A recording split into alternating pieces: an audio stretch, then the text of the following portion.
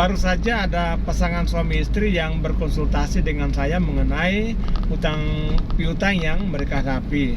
Jadi seminggu yang lalu mereka ini disomasi oleh beberapa lawyer dari salah satu kantor hukum di Jakarta Pusat. Yang intinya mereka diminta untuk segera mengembalikan pinjaman yang dilakukan oleh istrinya dan diberikan waktu hanya 7 hari.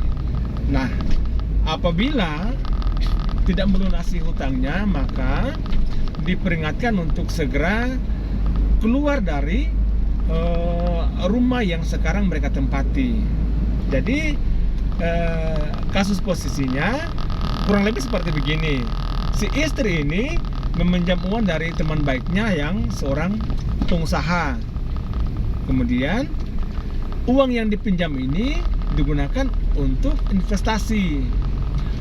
Rupanya si istri ini bermaksud meminjam uang karena tergiur dengan investasi jangka pendek, tetapi dengan iming-iming keuntungan yang besar. Nah, uang yang dipinjam si istri ini miliaran rupiah sebenarnya. Nah, harapannya memang makin besar investasi, maka makin besar harapan keuntungan yang didapat oleh si istri ini. Nah, teman pengusahanya kemudian memberikan pinjamannya, tetapi meminta agar si istri ini memberikan jaminan utang. Nah, karena itu si istri ini kemudian diam-diam menyerahkan sertifikat tanah dan rumah yang sekarang ini mereka tempati. Si istri ini mengaku sengaja tidak mau memberitahukan pinjaman ini kepada suaminya karena dia merasa bahwa ya tenor pinjamannya jangka pendek, investasinya jangka pendek. Jadi kalau modal investasi plus keuntungannya kembali, si istri ini bisa menebus sertifikatnya. Jadi dia meyakini bahwa ini tidak akan ada masalah. Singkat cerita, modal investasi ternyata disetor ke produk investasi bodong.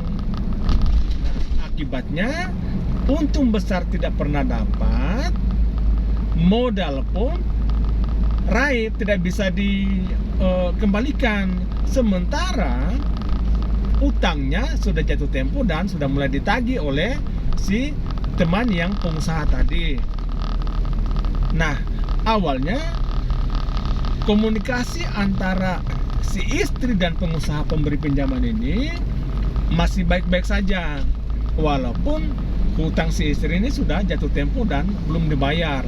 Nah, si pengusaha ini masih menaruh percaya kepada si istri ini karena dia merasa bahwa dia sudah memegang sertifikat sebagai jaminan utang. Jadi waktu terus berjalan, kemudian terjadilah pandemi COVID-19. Kita tahu ekonomi menjadi lesu.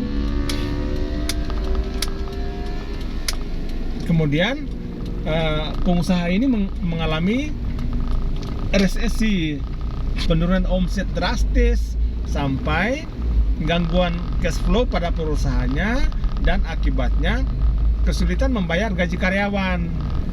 Kedua sahabat ini kemudian makin panas tensi rivalitasnya karena pengusaha ini kemudian sudah menyerahkan masalahnya ke lawyer, kemudian mengirim orang untuk mengosongkan rumah yang ditempati oleh temannya ini. Nah, karena panik dengan situasi somasi, didatangin orang, ditelepon oleh orang yang tidak dikenal, kemudian si istri ini mengaku kepada suaminya bahwa dia sudah meminjam uang dari temannya seorang pengusaha dan menjaminkan sertifikat rumahnya. Inilah kasus posisi yang dihadapi oleh kedua pasangan suami istri ini dan datang meminta bantuan hukum kepada saya. Nah, dalam kasus seperti ini ada beberapa aspek hukum yang ingin saya jelaskan. Yang pertama,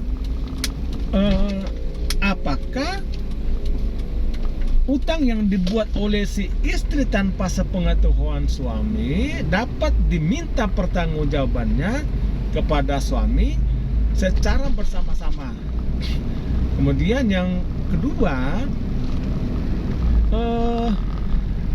apakah si istri, ya, utang si istri tadi mutatis mutandis serta merta menjadi utang bersama sehingga suami pun ikut bertanggung jawab.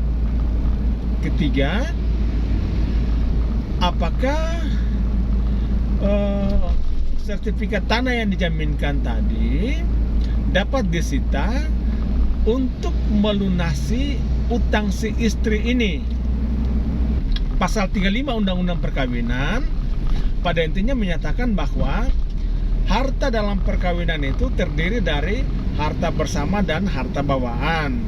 Harta bersama adalah harta yang diperoleh selama perkawinan. Jadi tindakan apapun atas harta bersama ini harus mendapatkan persetujuan dari kedua belah pihak. Nah, istri tidak boleh melakukan tindakan hukum atas harta bersama jika tidak ada persetujuan dari suami. Misalnya, istri tidak boleh menjual atau misalnya menghibahkan harta bersamanya menjadi jaminan hutang tanpa persetujuan suami. Persetujuan ini sifatnya imperatif, wajib atau mutlak hukumnya. Nah, kemudian mengenai harta bawaan. Harta bawaan adalah harta yang dibawa oleh baik suami maupun istri sebelum perkawinan. Nah, harta bawaan ini misalnya pemberian dari orang tua, kemudian warisan dari orang tua, atau hadiah. Ketika sudah menikah, istri atau suami boleh menjual harta bawaannya tanpa persetujuan dari masing-masing pihak atau dari pasangannya. Dari kasus posisi yang dialami oleh si istri tadi, si istri ternyata berutang secara diam-diam dan tidak memberitahukan kepada suaminya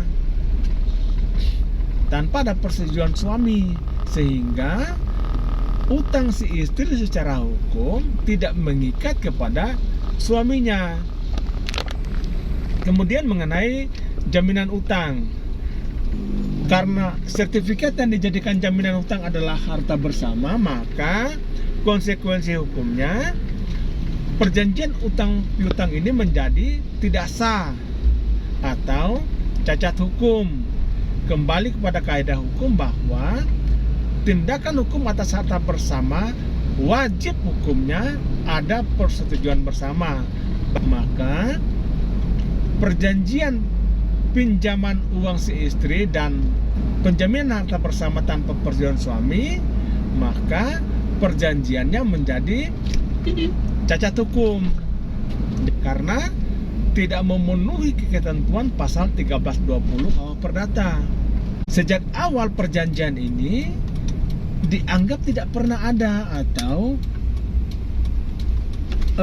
void ab initio. Sebenarnya ada dua konsekuensi hukum dari perjanjian yang cacat hukum. Pertama, perjanjian dapat dibatalkan, dan yang kedua adalah perjanjian yang batal demi hukum atau void ab initio. Mengapa perjanjian yang dibuat oleh si istri tadi menjadi null and void atau void ab initio? Karena secara argumentum per analogiam, ini mengenai masalah tafsir, itu dianggap sebagai perbuatan yang dilarang oleh undang-undang. Pasal 1337 KUH Perdata, di situ di situ disebutkan pada intinya bahwa suatu perjanjian adalah terlarang apabila dilarang oleh undang-undang atau bertentangan dengan kesusilaan dan ketertiban umum. Nah, mengingat tindakan istri menjaminkan harta bersama tanpa persetujuan suaminya bertentangan dengan pasal 36 ayat 1 Undang-Undang Perkawinan, maka tindakan si istri tadi dapat dikualifikasi sebagai tindakan yang dilarang oleh undang-undang. Vide pasal 1337 KUH Perdata. Perjanjian yang melanggar hukum menyebabkan perjanjian yang dibuat oleh si istri tadi menjadi batal demi hukum. Nah, oleh karena itu, apabila terjadi wan prestasi, maka sertifikat yang dijaminkan tadi tidak bisa dieksekusi.